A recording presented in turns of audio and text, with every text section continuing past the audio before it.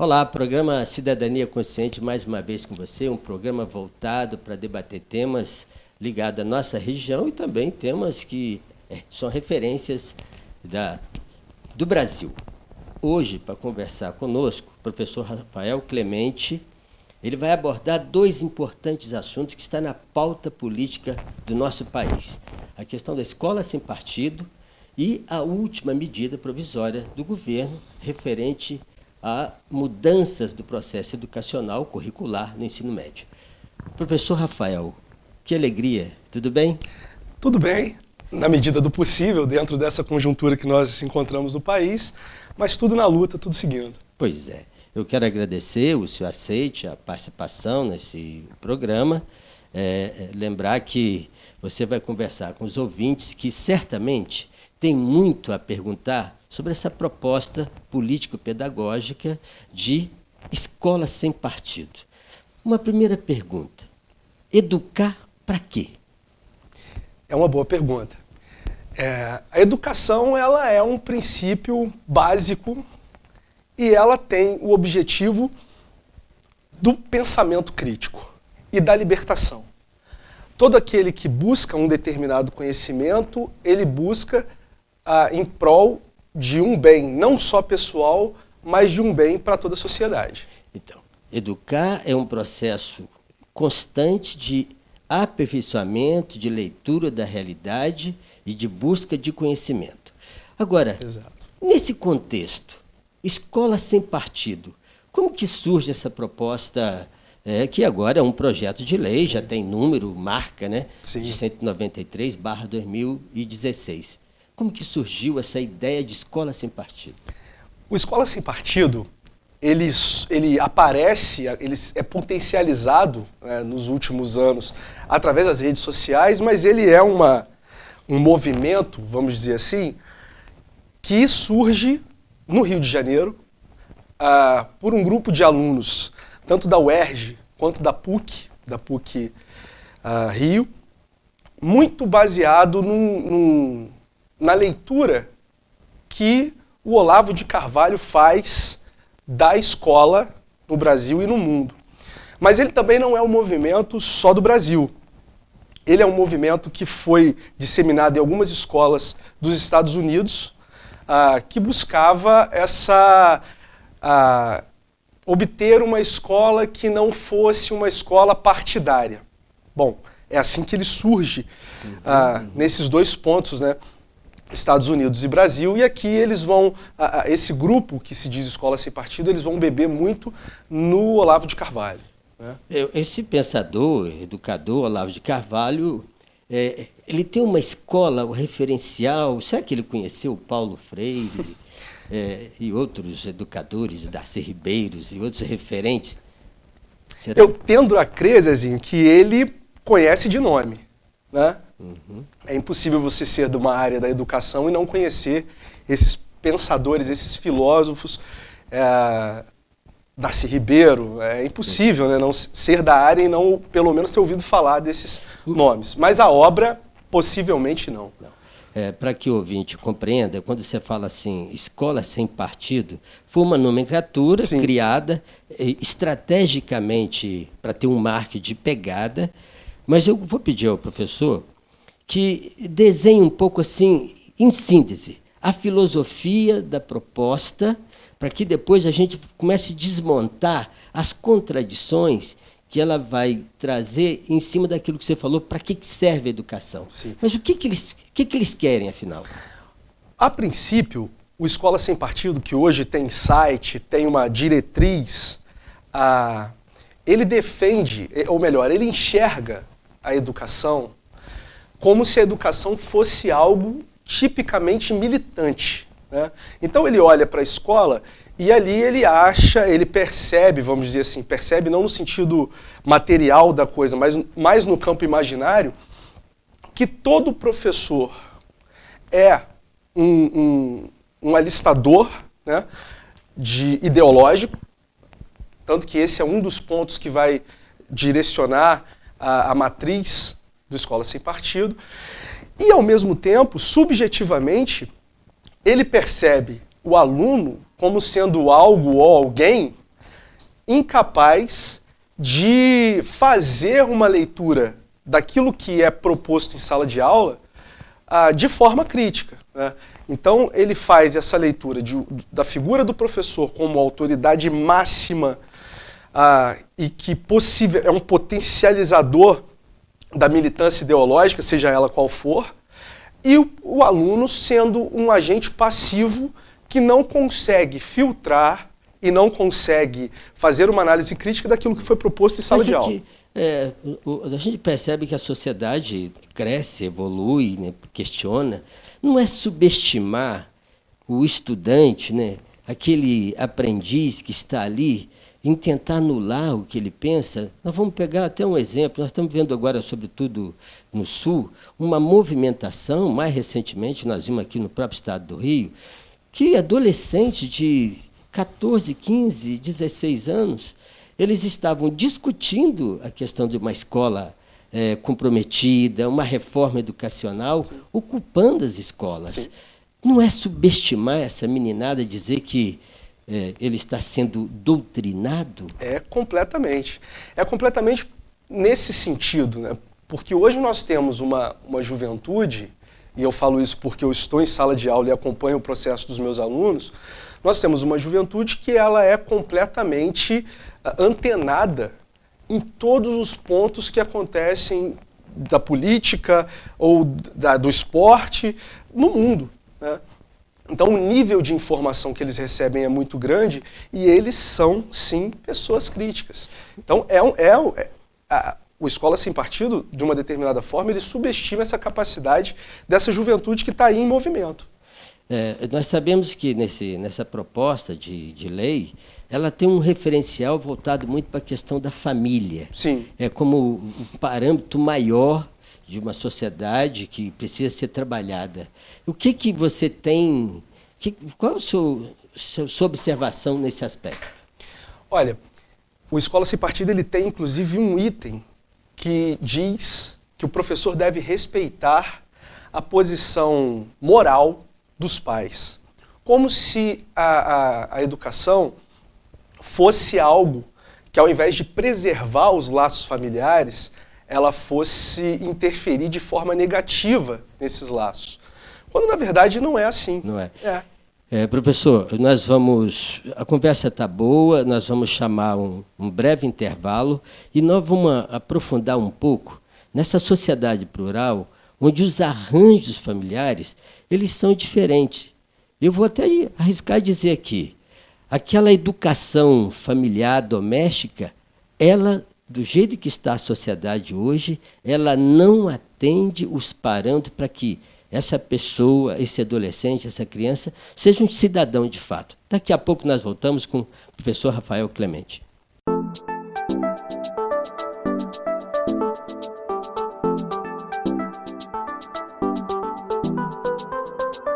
A Associação dos Aposentados e Pensionistas de Volta Redonda oferece a você e toda a sua família os melhores serviços na área de saúde.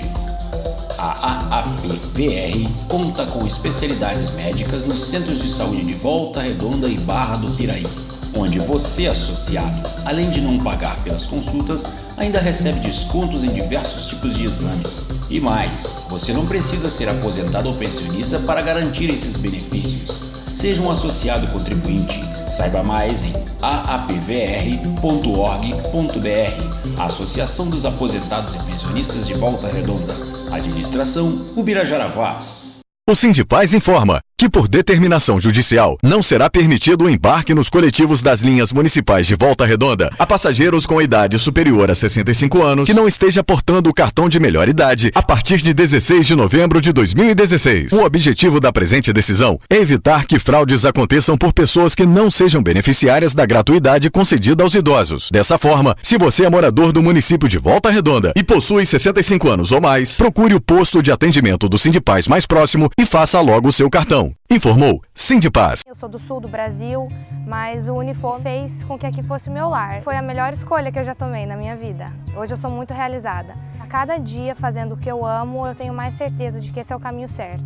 Vale a pena quando eu penso em fazer uma formação com segurança, uma formação realmente que vai me ajudar na residência depois e como médica. Processo Seletivo Medicina 2017. 100% das vagas pelo Enem. Acesse unifoa.edu.br/medicina.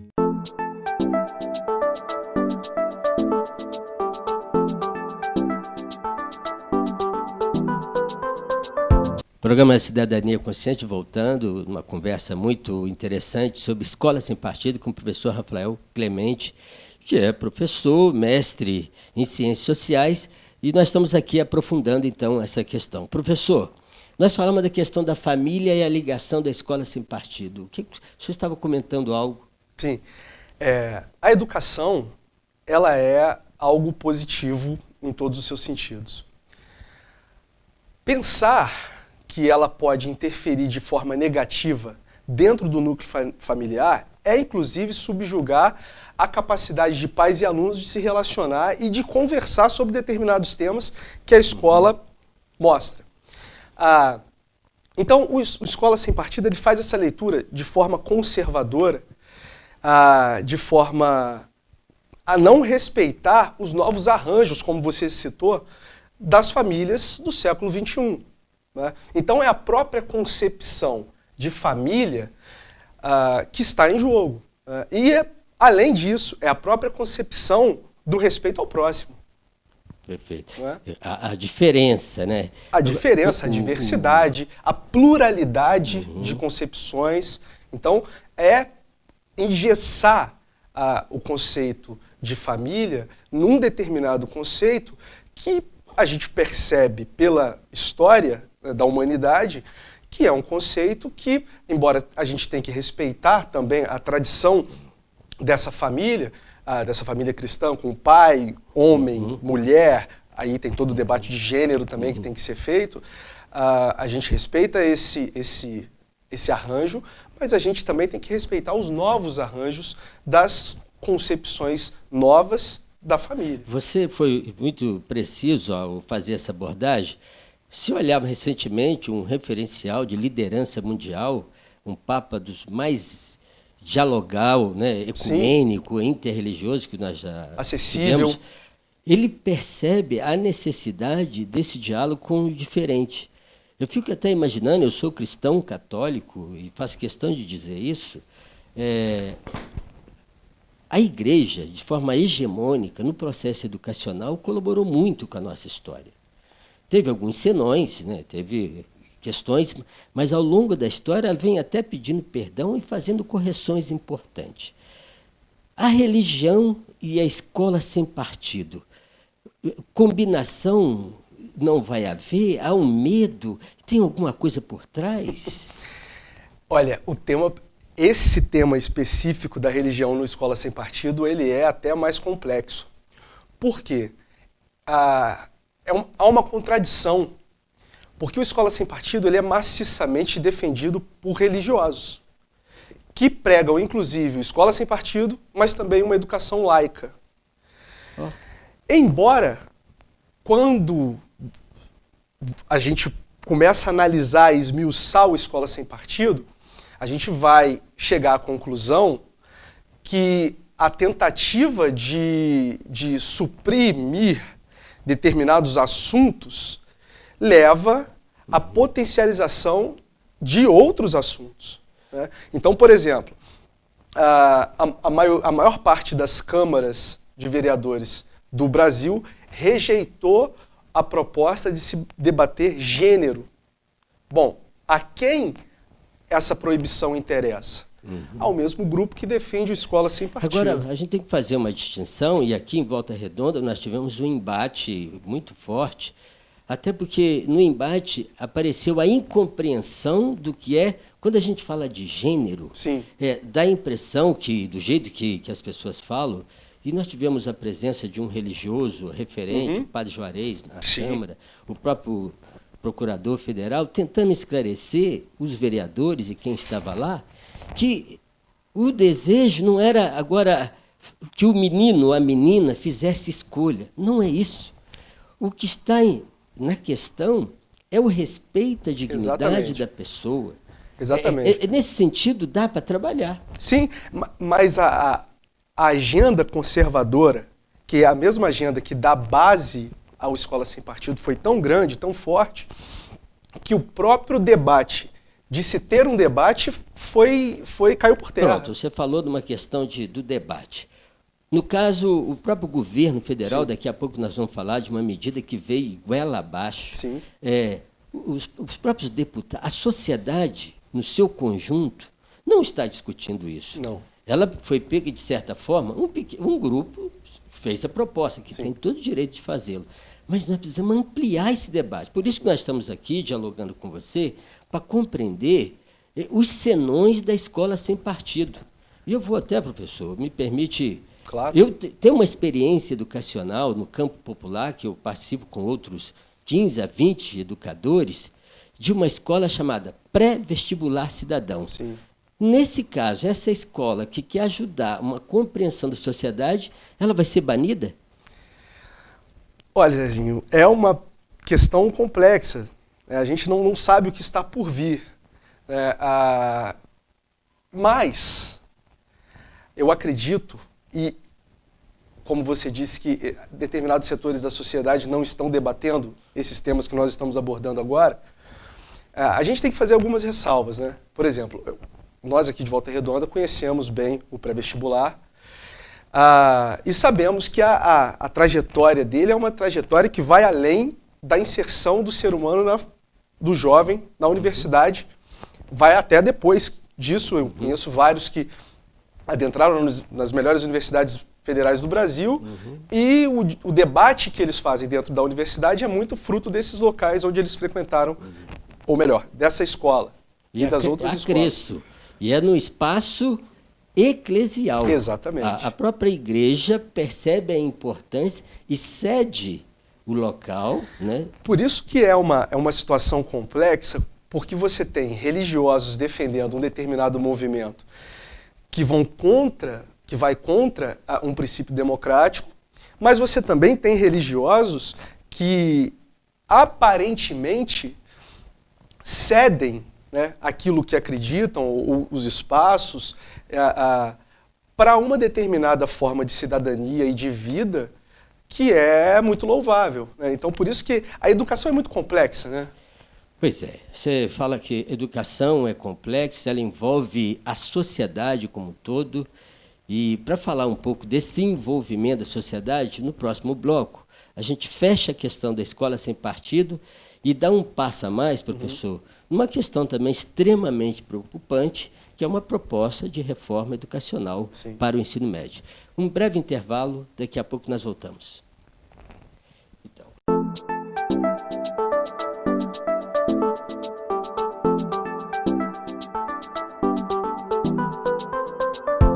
Vem aí a terceira festa do trabalhador, 19 de novembro, ginásio do Recreio Volta Redonda. Premiação, 10 poupanças de R$1.000, 10 poupanças de R$2.000, 5 poupanças de R$1.000 e uma poupança de R$5.000. Fique atento, seja um associado ao Sindicato dos Trabalhadores da Construção Civil do Sul Fluminense e participe! Vitor Contabilidade, profissionalismo e dedicação a serviço de Volta Redonda e há 42 anos cuidando da sua empresa. Legalização, serviços contábeis, fiscais e tributários. A Vitor Contabilidade é mais do que uma empresa de contabilidade, é um parceiro. Confiança, precisão e eficiência garantem a soma de lucros e multiplicam os resultados. Vitor Contabilidade, presente há 42 anos em Volta Redonda, oferecendo soluções para a sua empresa. Rua Luiz Alves Pereira, 151, Aterrado. Telefone 3347-1335.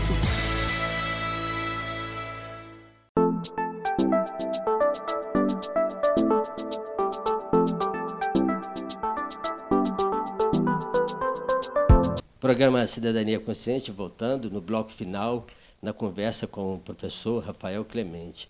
Professor, nós estamos fechando essa conversa da Escola Sem Partido, mas na esteira nós temos também algumas questões, vou chamar de emblemáticas, com relação à proposta do governo, que mexe substancialmente no processo educacional brasileiro, no que tange a questão curricular que é o caso da medida provisória, e também a questão de uma PEC que interfere diretamente na educação num longo de 20 anos. Só para o cenário, é de inércia no país ou tem reações? Muito pelo contrário. O cenário é de extrema reação, que não é vinculada nos canais comunicacionais da grande mídia. Certo. Mas, por exemplo, nós temos nas capitais atos contra a PEC, que nós vamos falar dela um pouco, 241, e contra a medida provisória 746, ocorrendo quase que diariamente. E vale ressaltar, quem vem puxando, a locomotiva que vem puxando essas movimentações é uma locomotiva de jovens, preocupados com a sua realidade e com o seu futuro. Os jovens, na verdade, os adolescentes, os jovens estão sendo um grande protagonista desse momento. E acresce também que as universidades, né, elas estão numa situação já temerária. Sim. Vai piorar? Tudo indica que sim, Zé. Caso essa proposta, ela... Tudo indica que sim. Nós temos as universidades federais atualmente com uma redução de verba de quase 50%. Serviços básicos das universidades federais, como as bolsas de pesquisa e até mesmo serviços de internet nos campi, estão sendo cortados, diminuídos drasticamente, né? Até processo de privatização de serviços. Não dá para chamar de extinção ainda, mas de substituição do concurso público por contratações de professores recém-formados, através de contratos que, quando a gente vai analisar, são contratos até precários para o professor e também para o aluno. E os alunos sentem isso. Você, né, trabalhou a sua dissertação, já percebi, é muito claro, né, essa dificuldade. Mas ainda, voltando, além dessa questão estrutural das universidades, né, e das mudanças estruturais que estão pontuando, tem uma preocupação que eu quase que ligo a questão da escola sem partido, que é uma mudança curricular proposta na medida provisória do governo. Como é que é isso? Essa proposta, eu tendo a fazer uma análise que o governo ele só libera essa reforma do ensino médio que exclui sociologia e filosofia do currículo do ensino médio. Ele só faz essa proposta porque ele sente que ele tem respaldo numa parcela da sociedade que é uma parcela que apoia o Escola Sem Partido. Ou seja, o Escola Sem Partido serviu de termômetro para o governo lançar autoritariamente, porque a reforma está vindo através de uma medida provisória. Está vindo através de uma medida provisória. Ele sente que ele tem campo para explorar. E ele ele edita essa reforma excluindo áreas do conhecimento que são, inclusive criticadas pelo Escola Sem Partido, né? Que é a filosofia e a sociologia. E aí entrou também nessa temática artes, educação física, né? Que educação física volta ao currículo porque há uma manifestação da sociedade, de uma outra parcela da sociedade, que rechaça essa proposta. Vamos lembrar que a educação física volta porque há esse rechaço da sociedade, muito pela sensibilidade aflorada dos últimos anos, em que tivemos grandes eventos esportivos no Brasil, né? Então, como que você tem uma Copa em 2014, Olimpíadas em 2016... Então, tem todo o debate do legado, né, que vem por aí. Qual será o legado que esses grandes eventos deixam para o Brasil? E aí, de repente, o governo, de forma impositiva, fala assim, bom, educação física sai do currículo do ensino médio. É importante dizer, Zezinho, conversando com os professores de educação física, e até os biólogos, eles dizem, a idade em que o aluno faz o ensino médio é a idade da descoberta e a idade da potencialização das suas habilidades, inclusive das habilidades físicas. Então é ali que a gente pode descobrir um judoca, um jogador de futebol. Você está falando uma coisa, você trabalha em escola, você sabe a questão de habilidade, do Enem se trabalha muito. Sim. Essa questão das competências, das Sim. habilidades, da percepção, até no tema de redação, né, de elementos que, para desconstruir, colocar construção nova, né, ser proativo até na redação, diante de uma agressão aos direitos humanos, por exemplo. Sim. Quer dizer, quase que a gente, diante dessa realidade, percebe que o Enem, que foi inclusivo para todas as camadas sociais, comece a sair de cena paulatinamente. Esse era um tema que eu acho pertinente de explorar. O Enem já dá indícios que pode voltar a ser o antigo vestibular. Mas aí vai favorecer o setor privado. Exatamente. A indústria de cursinhos. Mas a própria medida provisória e o próprio entendimento que essas pessoas que estão no governo, o Mendonça Filho, vamos dar nome, né, que é o nosso ministro da Educação, o próprio entendimento que essas pessoas têm da educação é um entendimento da educação como mercadoria. Então, eu debatia com os meus alunos de 2º ano da escola onde eu leciono, e um deles me chamou a atenção, até então eu não tinha pensado. Ele disse o seguinte: professor, bom, a nossa escola não vai ter mais sociologia, filosofia e educação física, mas a escola X, que é privada, vai. Então, esses alunos, em tese, eles terão mais carga e mais conteúdo do que nós. De percepção. Exatamente. Professor, nós estamos quase ao final, mas tem uma preocupação. Na década de 80, se falava muito do tecnicismo da escola. Com essa proposta, isso aflora com muita força ou ele fica excluído? E aí, nessa esteira, você dá seu recado final. O que você sugere para aquele que nos assiste, para a sociedade que está preocupada com esse momento a fazer? Sim. Mas tecnicismo e o seu recado final. Sim. Zezinho, eu tendo a crer que a partir do ensino técnico, né, ele tende a ser, pelo menos em esfera federal, ele tende a ser cada vez mais jogado para escanteio. Basta ver o que foi feito com as notas do Enem dos alunos dos IFs, né, dos Institutos Federais, que são escolas de excelência, com um corpo docente muito gabaritado, com alunos que estão fazendo ali a diferença, né, e a nota que os IFs obtiveram no Enem foi suprimida, né, do ranking que o governo disparou para a mídia. Ou seja, isso também já mostra a política que os IF terão daqui para frente. Né, terão de enfrentar. Mas, professor, o recado para os seus alunos, para a sociedade que nos assiste, no sentido no elemento de ânimo para a gente manter a solidariedade, eu quero dedicar esse programa aos Institutos Federais. Ontem eu participei de um evento em praça pública, eu fiquei encantado com a capacidade crítica daqueles alunos a compreender o que está vindo diante das propostas que o governo está propondo. Professor? Bom, nossos jovens não são cones. Eles assimilam, eles criticam, eles concordam e discordam. Isso é positivo, é muito positivo. Mas, enfim, eu quero desejar a todos